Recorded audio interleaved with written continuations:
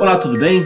Saudações do inverno polar de Petrópolis. Hoje deve estar marcando os 10 graus, mas com uma sensação térmica de menos 35 pelo menos. E em clima frio, nada melhor do que ler. Então, nesse vídeo, eu queria indicar para você 7 livros de fantasia e ficção que você precisa conhecer. Então vamos lá, algumas regras para essa escolha. A ordem de apresentação dos livros é aleatória e não quer ser exaustiva. Na verdade, eu apenas fiz o seguinte, eu busquei aqui dentro dos livros que eu tenho, algumas obras que eu acho bem interessantes, que eu acho que merecem ser conhecidas, e coloquei aqui numa ordem específica para falar para vocês. Segunda regra, todos esses livros, exceto um que eu vou explicar depois por quê, já possuem adaptação ou adaptações para outras mídias, especialmente TV e cinema. Então, enquanto nós falamos sobre o livro, eu vou apresentar aqui também cenas e curiosidades sobre essas obras.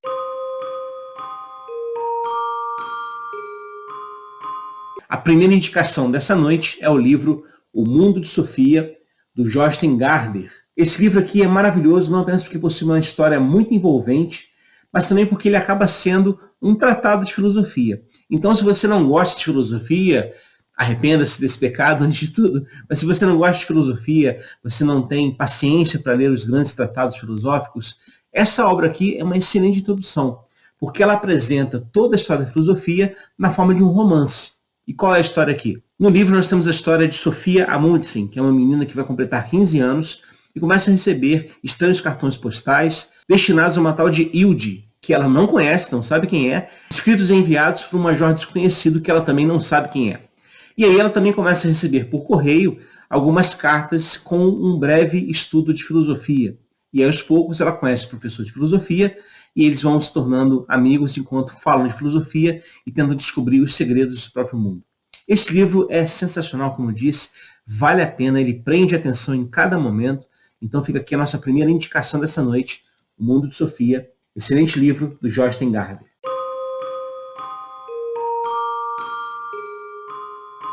A segunda indicação é o primeiro livro que eu li enquanto indivíduo consciente, digamos assim. Eu já tinha lido, claro, alguns outros textos, até mesmo por indicação da escola, mas quando eu tive a oportunidade de escolher na biblioteca da escola um livro para ler por minha própria vontade, eu escolhi esse aqui. E esse livro me marcou muito, não apenas este, na verdade, os outros livros desse autor também, e a sua inventividade, sua criatividade, eu acho que despertaram em mim esse interesse também pela literatura fantástica. Eu estou falando aqui de Júlio Verne e o livro em questão, A Viagem ao Centro da Terra. Essa é uma obra clássica, você precisa conhecer. É um texto muito interessante, muito bem escrito e muito envolvente também. Tem momentos na narrativa cheios de aventura, de muito suspense, momentos emocionantes. Enfim, vale a pena. Na história do livro, nós temos o professor Otto Lidenbrock, que encontra um manuscrito antigo, escrito por um sábio do século XII, mostrando o caminho para chegar ao centro da Terra. E então, o professor Lidenbrock, auxiliado pelo seu sobrinho Axel e também pelo guia islandês, que vai estar sempre presente na história, que se chama Hans, eles vão se aventurar descendo uma montanha, na verdade um antigo vulcão adormecido, e vão se aventurar pelas entranhas da Terra. O livro é fantástico, o livro é maravilhoso, eu acho que ele traduz uma criatividade muito inventiva e também uma percepção sobre a ciência. O Júlio Verne é um precursor de grandes avanços científicos e de grandes invenções. E, aliás, para muitos críticos, o Júlio Verne é considerado o criador do gênero ficção científica. Então, nessa lista aqui, como você está vendo, tem obras de fantasia, mas também tem obras de ficção científica. Então, essa aqui é a segunda indicação dessa noite, Viagem ao Centro da Terra, do Júlio Verne. Leia essa obra, você não vai se arrepender.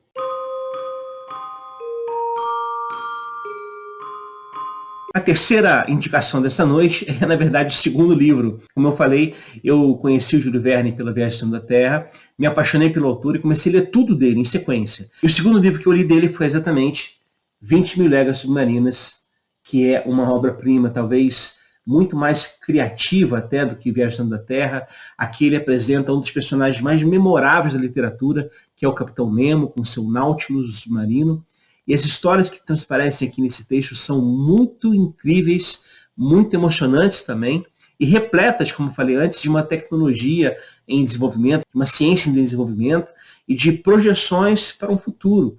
Então, realmente, nesse livro aqui, talvez, até mais do que no outro, nesse livro, Júlio Verne se revela um excelente autor de ficção científica. É uma excelente obra. E do que trata a história? Bom, na narrativa nós temos uma ameaça que está tirando a paz dos moradores da Europa, que é um suposto monstro marinho que está destruindo embarcações. Então o professor Aronnax, junto com seu servo Conseil, eles vão embarcar no navio para tentar atacar esse monstro e matá-lo. Mas na verdade não é uma criatura, na verdade é o Nautilus, o submarino do Capitão Nemo. Eles acabam se tornando prisioneiros e acabam percebendo a vida a partir de um outro ponto de vista, que é o do Capitão Nemo. Eu não vou dar aqui mais spoiler, fica aqui a indicação. Esse livro é uma obra-prima que precisa ser lida por você. 20 Milagres Submarinas, nossa terceira indicação dessa noite.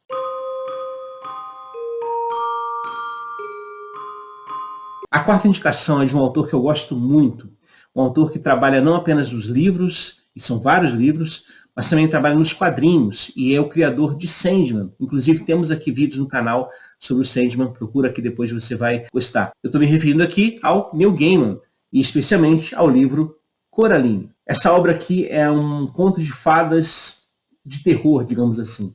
Não tão de terror no sentido de ser uma coisa que assusta demais, mas tem uns toques aqui de terror muito interessantes, muito bem pontuados. Inclusive nós também tivemos desse livro uma adaptação para o cinema, uma animação na verdade, chamada Coraline. Você está vendo aí alguns trechos na sua tela, que é uma excelente adaptação. Aliás, esse aqui talvez seja um dos poucos casos em que o livro e a adaptação estão em pé de igualdade em relação à qualidade. Normalmente o livro é melhor do que o filme, mas aqui não. Aqui nós temos duas obras que são diferentes, o final é diferente aqui entre uma obra e outra, mas que são igualmente bons. E qual a história? Bom, Coraline é uma menina que acaba de mudar com a sua família, seu pai e sua mãe, para uma casa antiga, na verdade um apartamento em uma casa antiga que tem muitas janelas e muitas portas. E ela consegue abrir e fechar 13 portas normalmente, mas uma não. Uma pequena porta ela não consegue abrir de jeito nenhum, até que encontra uma chave. E essa chave leva ela até um outro mundo, uma outra realidade, na qual existe uma outra mãe vivendo lá. E essa aqui é a trama da história. Eu não vou aqui dar mais spoiler, mas eu quero muito mesmo que você não apenas assista a animação, acho que vale a pena você procurar para assistir, mas também leia aqui o livro Coraline, do Neil Gaiman, a nossa quarta indicação dessa noite.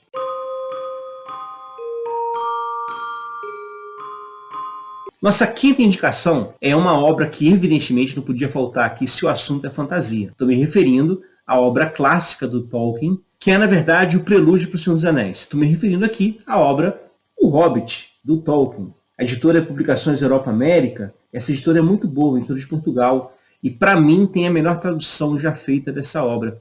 Eu acho que supera inclusive as traduções atuais feitas pelas editoras nacionais. Mas enfim, a história talvez você conheça, e talvez você conheça dos filmes. E aí tem um problema sério aqui. O filme mais recente, a trilogia que foi criada, ela não é uma boa adaptação. Ela é um filme muito ruim, na verdade. Diferentemente do Senhor dos Anéis, que fez uma adaptação excelente dos livros.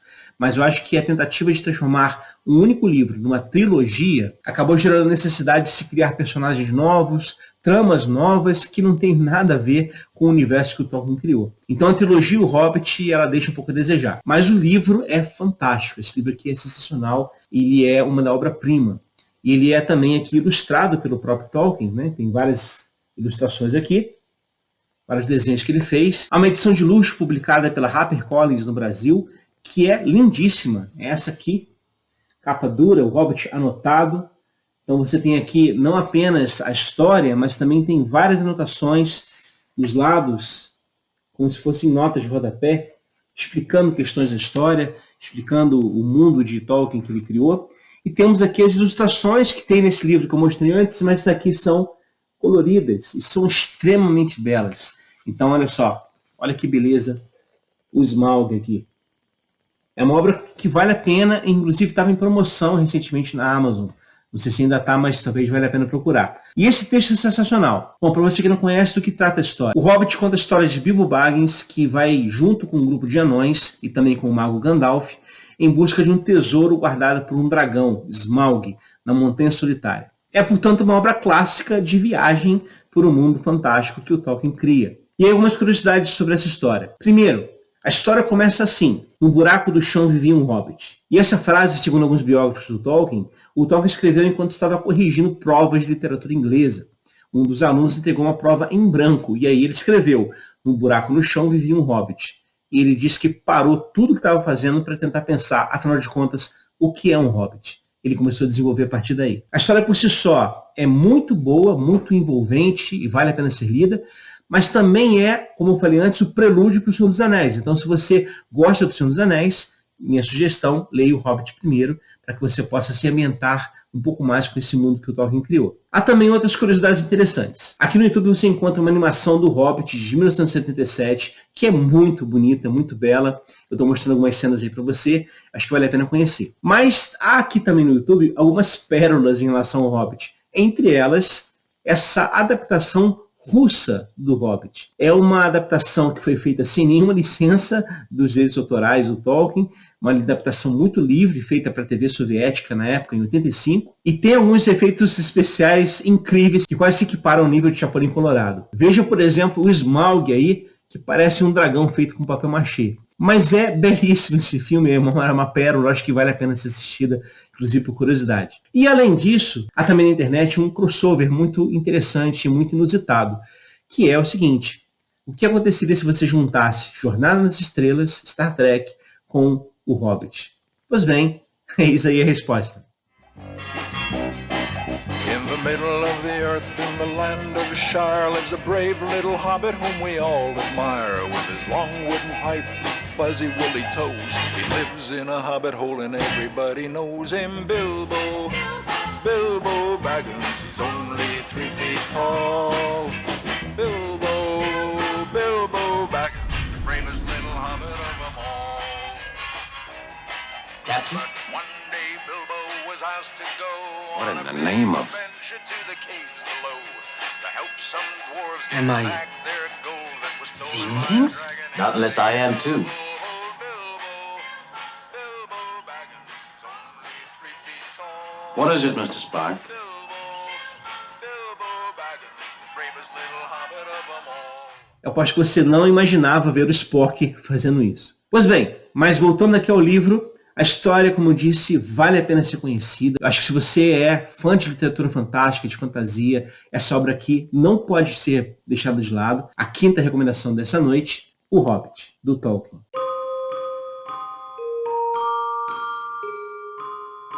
A sexta indicação dessa noite é uma obra que, claro, não podia faltar aqui de jeito nenhum, porque, afinal de contas, foi essa obra que eu me dediquei a estudar, tanto na graduação, quanto na pós-graduação, quanto no mestrado, doutorado em teologia, relacionando teologia e literatura, que é C.S. Lewis, e eu estou me referindo aqui, claro, às Crônicas de Nárnia, do C.S. Lewis. Aqui é o volume único, tá? Então, nós temos aqui então as 7 Crônicas de Nárnia, você também encontra elas separadamente. Esse aqui é o volume único, e ele tem um acréscimo importante. Lá no finalzinho você vai ter um ensaio do Lewis, intitulado 3 maneiras de escrever para crianças, na qual ele aborda contos de fada, literatura fantástica para crianças. E é um texto muito interessante, vale a pena ser lido aqui. É pequenininho, mas é precioso. Então eu recomendo esse livro aqui, porque essa edição traz também esse estudo. Bom, mas do que trata as Crônicas de Nárnia? Eu imagino que você já sabe a essa altura, certamente. Nós estamos aqui falando de 7 histórias que se complementam e que falam sobre Nárnia, um mundo onde animais falam e um mundo que é redimido por um leão chamado Aslan. É difícil aqui reduzir, evidentemente, no único vídeo as 7 obras, acho que não é o caminho para fazer isso aqui. Aliás, deixa eu lembrar você, nós temos aqui no canal, todo último domingo do mês, uma live falando sobre cada uma das crônicas. Já fizemos as primeiras 4 crônicas, agora no próximo domingo faremos sobre a Viagem Peregrina da Alvorada, e aí ficaram faltando apenas a Cadeira de Prata e a Última Batalha. Então, se você quer conhecer um pouco mais desses livros, dessas obras, acompanhe a gente aqui nessas lives, você vai estar mais por dentro dessas histórias. Mas também, claro, recomendo que você compre esse livro aqui e leia, porque o Lewis ele escreve de uma forma muito agradável, ele tem uma capacidade criativa e inventiva que é genial, e ele consegue transparecer muitas das suas percepções de mundo, inclusive também da sua própria espiritualidade, nas suas narrativas, sem que com isso transforme as narrativas em apologia de uma posição específica. Porque quando você tem uma escrita que é apologética, no mau sentido da palavra, ou seja, uma escrita que quer, entre aspas, evangelizar, nós temos um escrito ruim, realmente é. Mas no caso aqui não é isso. Ele escreve apenas um mundo fantástico, e claro, muito do que ele é como autor, como pessoa, transparece nesse texto. Então, recomendo muito essa obra. Vale aqui a nossa 6ª indicação, Crônicas de Nárnia, do C.S. Lewis.